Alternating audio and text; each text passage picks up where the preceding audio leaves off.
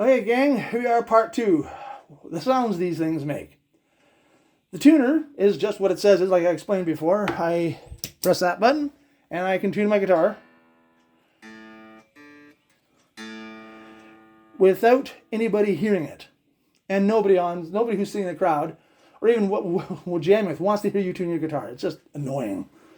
So this is something we generally recommend that you have in your gear.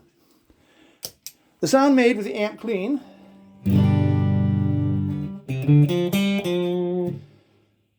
and actually it's more clean tones are harder to get at advanced. Great amps all have great clean tones. Distortion's a little easier to manage. Now, this is a tube amp, so the distortion is a softer sound, not quite so harsh. And mine is set, since I like the blues so much, just to give a little bit of extra crunch to it.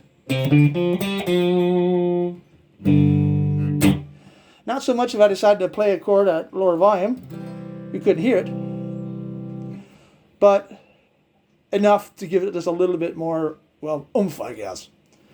We're going to go clean for the moment for some of this. All right. What the other pedals do.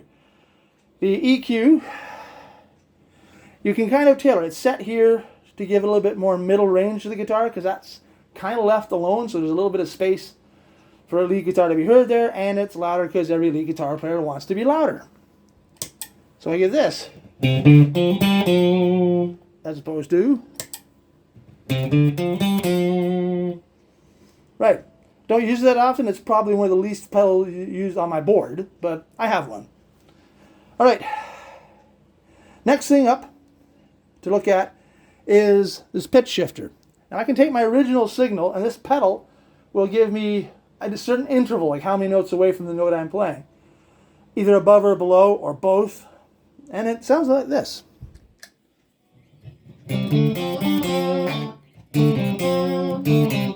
of a neat sound. Compressor, again, I explained what it does. It kind of squeezes everything, so I get a, as opposed to a,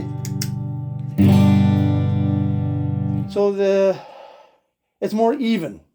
Again, I use it when faking acoustic stuff on electric guitar or when playing slide guitar. Because slide guitar, the compressor will help make some mistakes disappear, which is, if you're playing live, is a good thing.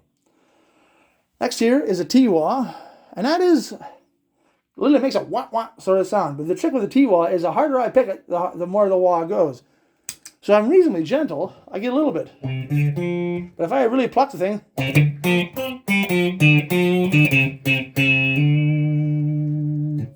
which is pretty cool.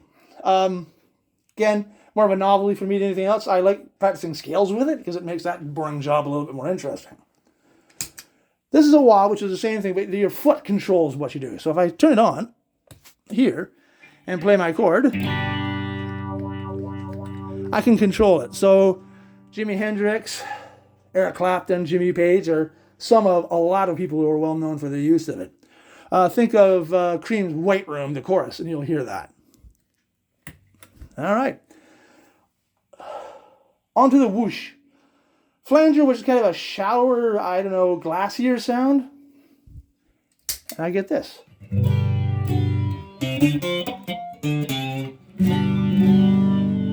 And I can alter all sorts of things with it.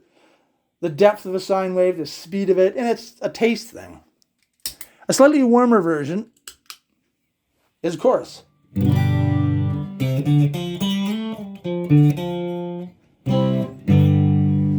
And if you grew up playing guitar like I did in the 80s, this was almost everywhere. It's slowly making kind of a comeback. But I never had a rig without it. The Neighbor here is this cool vibe, and it's actually set up more like a rotary speaker thing. So I go here, and I can change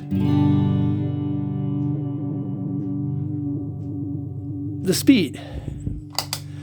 Now it is the most useless pedal I own. And except for Jimi Hendrix all along the Watchtower, I'd probably not have one. But I like it. Now, if I want more hardcore distortion, I'm playing something a lot heavier, Judas Priest, Iron Maiden, I have a distortion. And gives me more distortion than the amp has itself. This amp is not meant for heavy metal, so it doesn't do that by itself. That helps me do it. Delay, which is repeat. I have a short delay, which we call a slapback. And that kind of can help acoustic guitar or an electric guitar sound a little thicker. Then I have a long delay, which is this particular thing. I've got it set up to be an Echoplex sound, which is the delay that Jimmy Page used, which shouldn't be any surprise at all. The last thing to talk about is this buffer. And that buffer is made by a local company. And technically, it just makes sure that there's no difference in how each pedal sounds or any number of them sound. It lets the amp see the same impedance all the time. So the amp isn't affected by the pedals no matter what order you put them in. All right, and that is the guideline. Through the demonstrations for the lead, I'll be using more or less of these things. But until now, I will see you next time.